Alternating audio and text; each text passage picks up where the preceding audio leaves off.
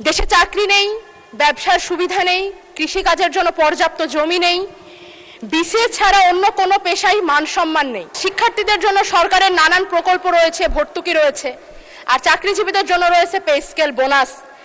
কিন্তু এই সমস্ত বেকার যুবক যুবতীদের জন্য রয়েছে শুধুমাত্র অবমাননা, অবহেলা, অসম্মান। আমি শিক্ষিত বেকার তরুণদের প্রতিনিধি হিসেবে আপনার মাধ্যমে মাননীয় প্রধানমন্ত্রীকে অনুরোধ জানাতে চাই, আলোচনার সমালোচনার বাইরেও সত্যি সত্যি কাজে লাগবে এরকম কিছু নিয়ে আসুন।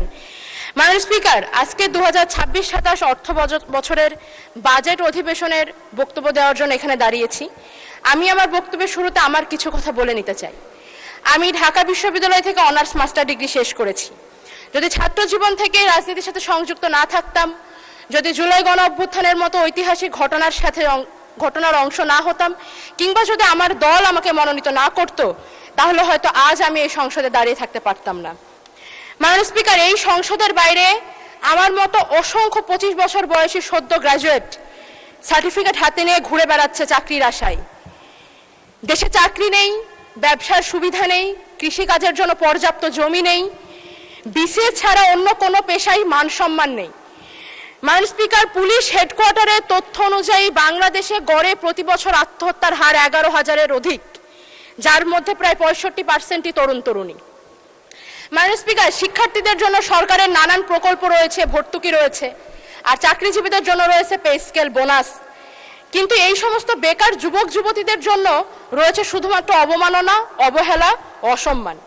এমনকি যে বাজেটকে বলা হচ্ছে স্বপ্ন দেখার বাজেট, যে বাজেটের দর্শন নাকি সবার আগে বাংলাদেশ, এই বাজেটেও এই অবহেলিত গোষ্ঠীর জন্য নেই কোনো সুস্পষ্ট রূপরেখা। মাননীয় স্পিকার, এই সংসদে আমি কার প্রতিনিধিত্ব করি?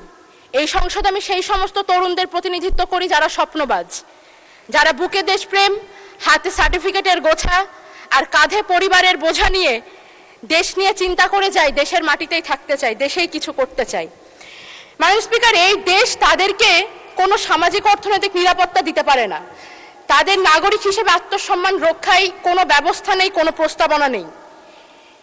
মাননীয় স্পিকার, আজ জাতীয় সংসদে বাংলাদেশের প্রধানমন্ত্রী উপস্থিত নেই। আমি শিক্ষিত বেকার তরুণদের প্রতিনিধি হিসেবে আপনার মাধ্যমে মাননীয় প্রধানমন্ত্রীকে অনুরোধ জানাতে চাই, আলোচনার সমালোচনার বাইরেও সত্যি সত্যি কাজে লাগবে এরকম কিছু নিয়ে আসুন।